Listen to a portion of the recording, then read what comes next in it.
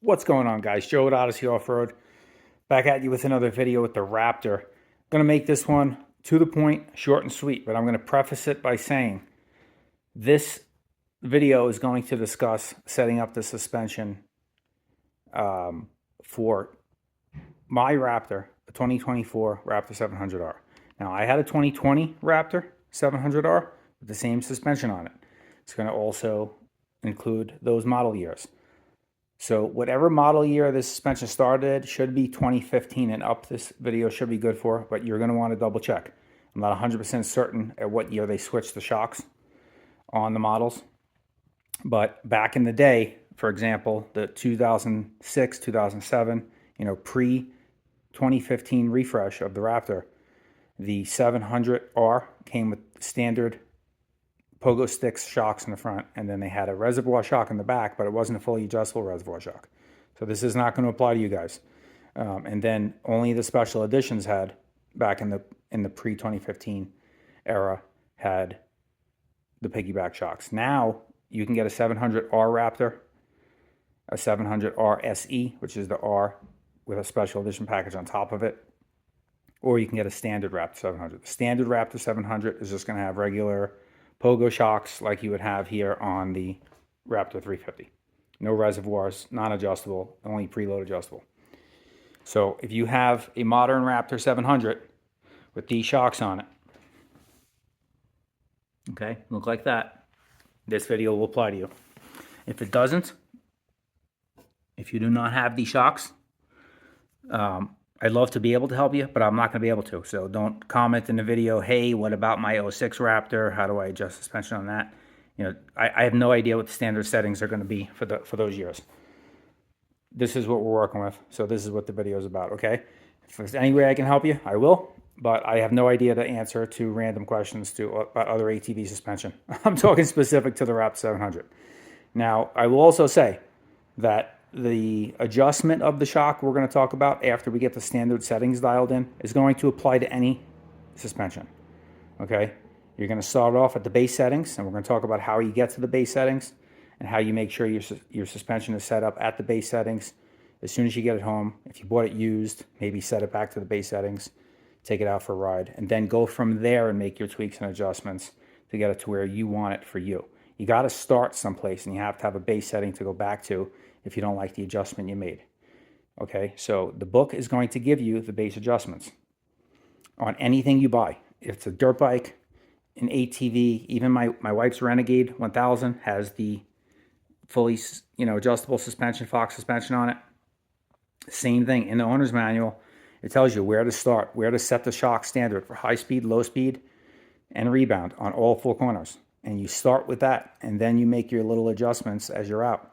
You got on a ride, you make fine-tune small adjustments, see if it gets better or worse than what you're trying to do. If it gets worse, you just go back to the standard setting. Try a couple of clicks in the other direction. That goes for everything, high speed, low speed, but you have to understand what high speed does and what low speed does first. So what high speed compression does, settings, and versus low speed are two totally different things. When high speed compression works on, it's not, some people think, oh, if I'm going over 30, I've heard people describe it like this, and you're 100% wrong. So it's not high speed like, hey, I'm driving down the trail 30 miles an hour, and then the bumps I'm hitting is using high speed.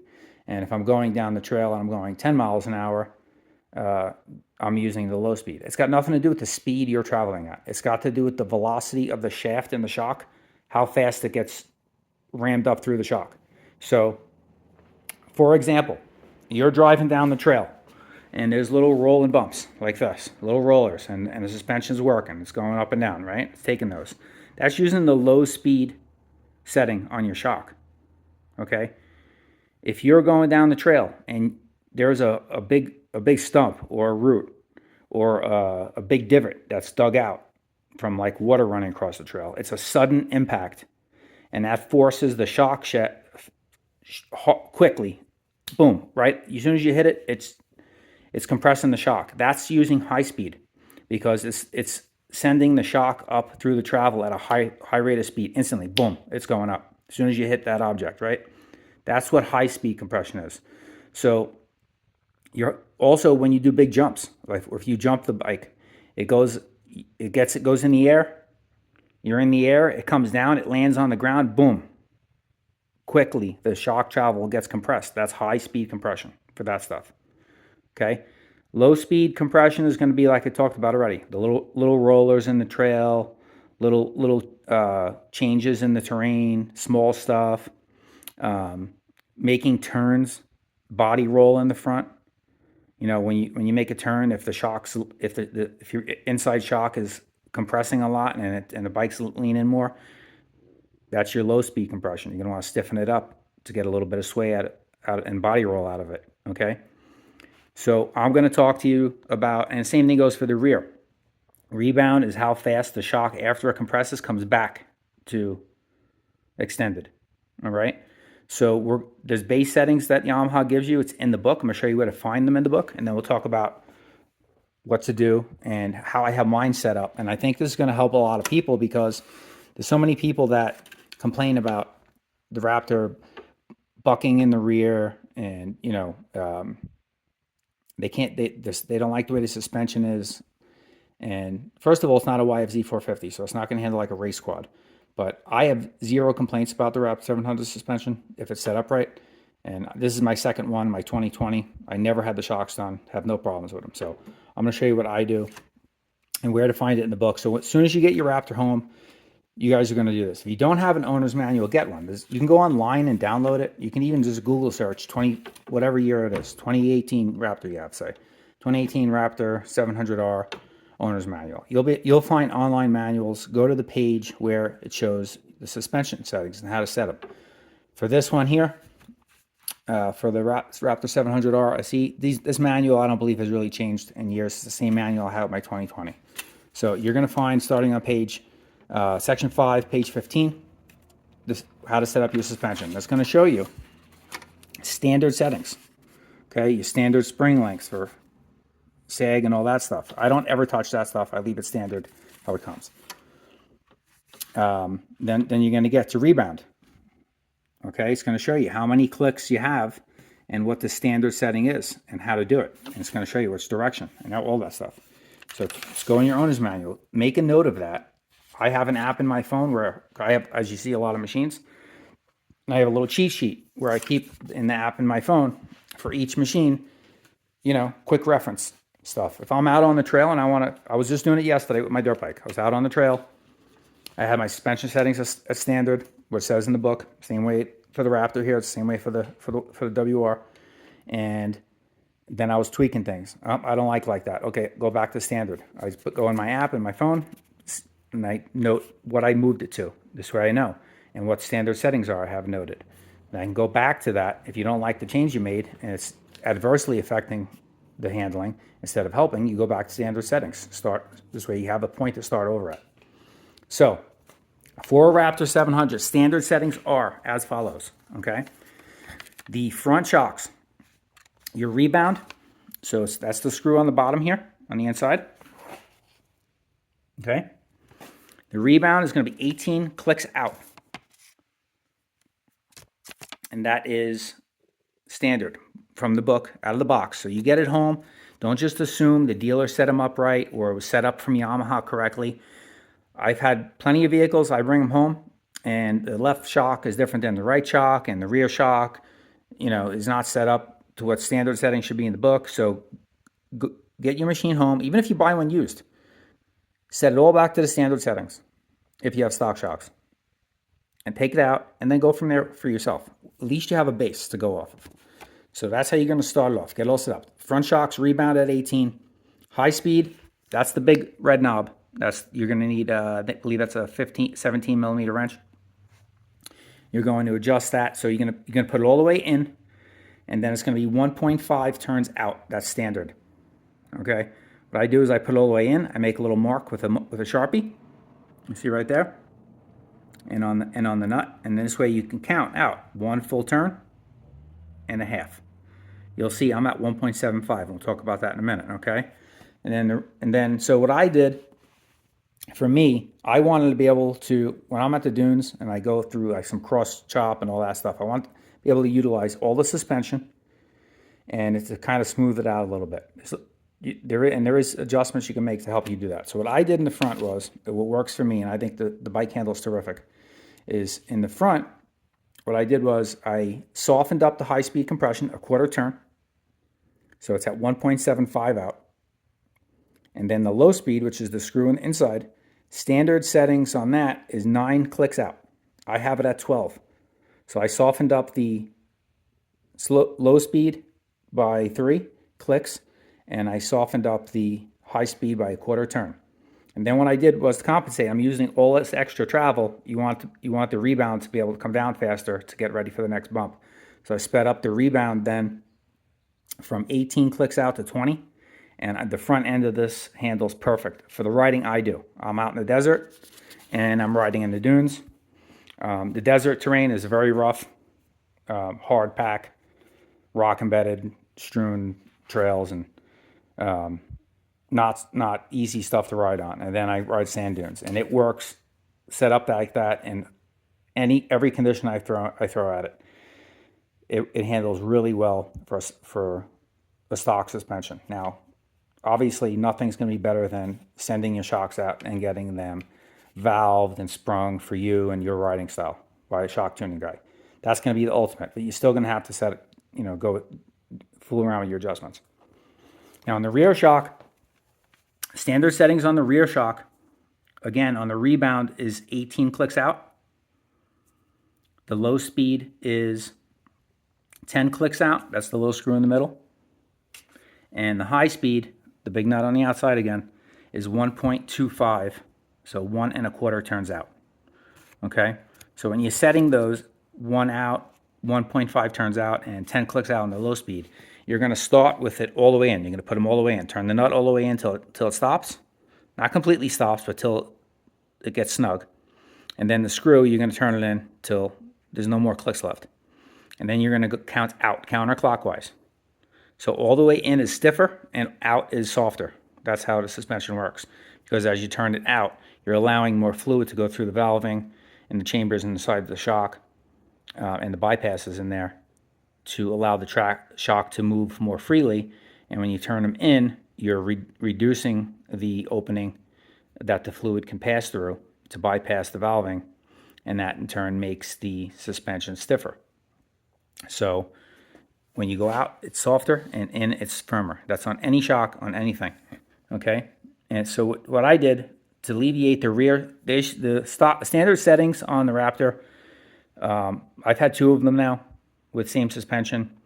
And when you set it to standard, and I've talked to people, friends that have had Raptors and riding buddies, and everybody says standard, they have an issue with the rear end of the Raptor 700 bucking a little bit. So when I say bucking, I mean you're going down the trail, you go over something, and the rear tires hit it, and then boom, pop shot and bucks like a horse would buck you off.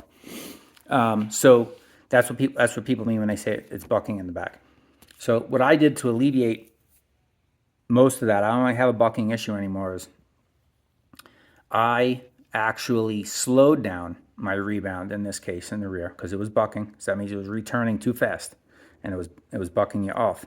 And it was also a little bit set up too stiff in the rear. So if it's too stiff, when you hit something, the suspension's not taking it, it's going to bounce you up over it instead of the suspension absorbing it. And then the rebound's coming out too quick, so it's both negatively affecting you. So you want to eliminate that bucking in the rear. You want to soften the compression. So what I did was I went from 10 clicks out on the low speed in the rear to 14.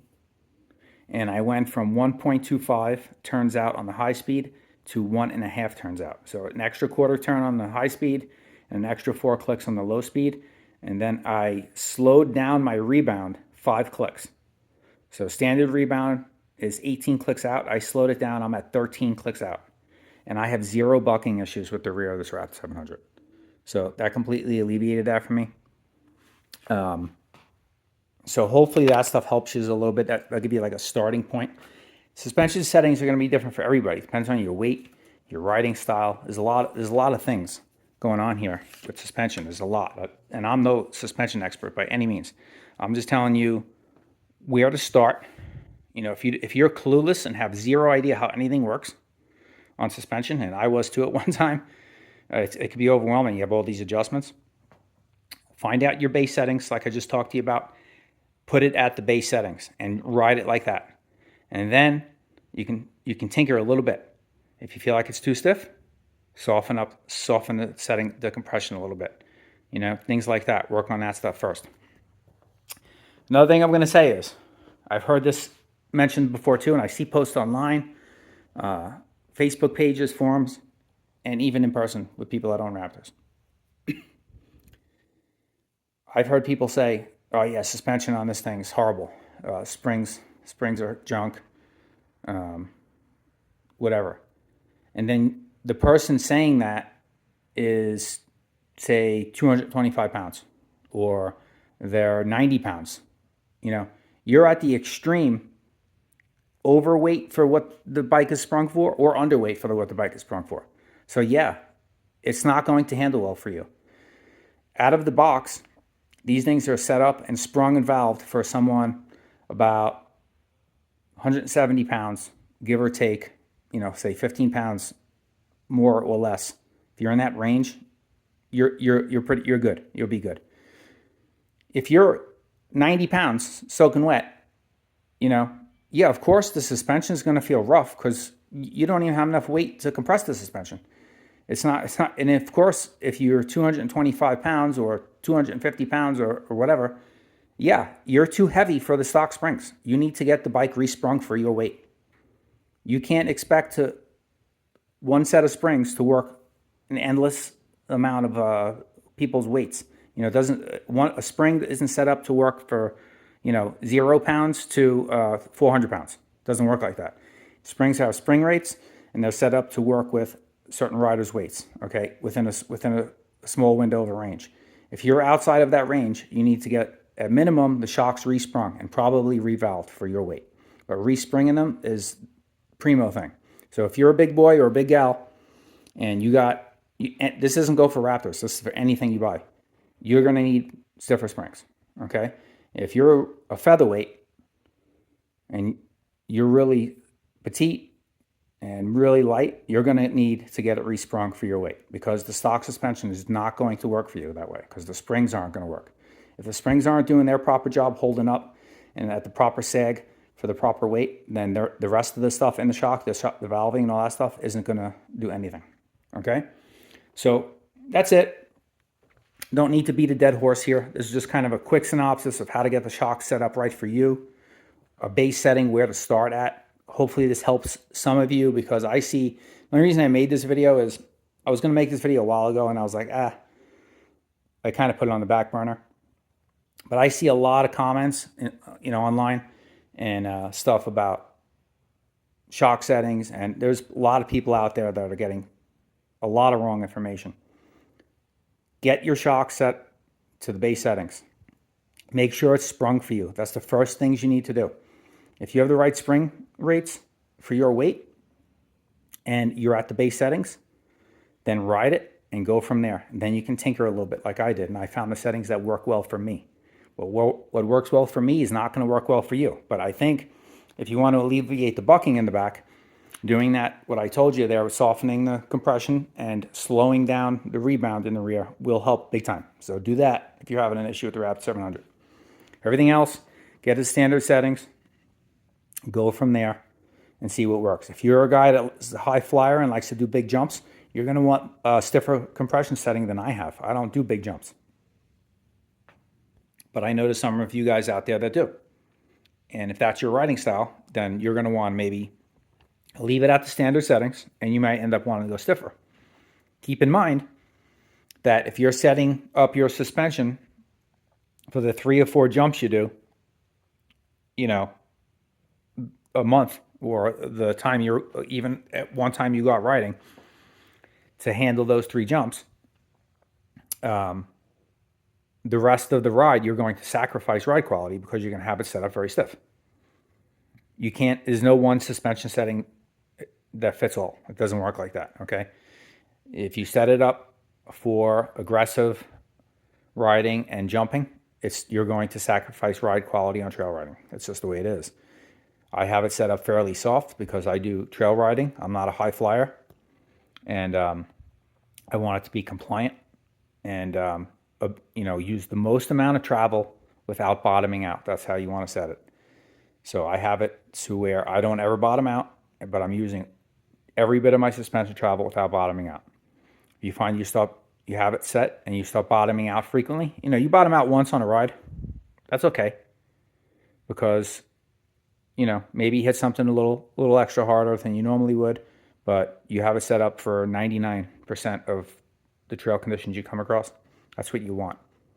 But if you find you're bottoming out regularly, then obviously you need to stiffen up your compression a little bit. Or if you're a big boy and you're on stock springs, you need stiffer springs. So that's what you need to do. Okay, guys? So I'm going to cut this one off here. I don't want to keep rambling, but I just want to kind of get this video out there for you guys who are completely lost about shock settings, as I once was. Hopefully this helps some of you. And again, a lot of this will translate to any ATV or dirt bike you have.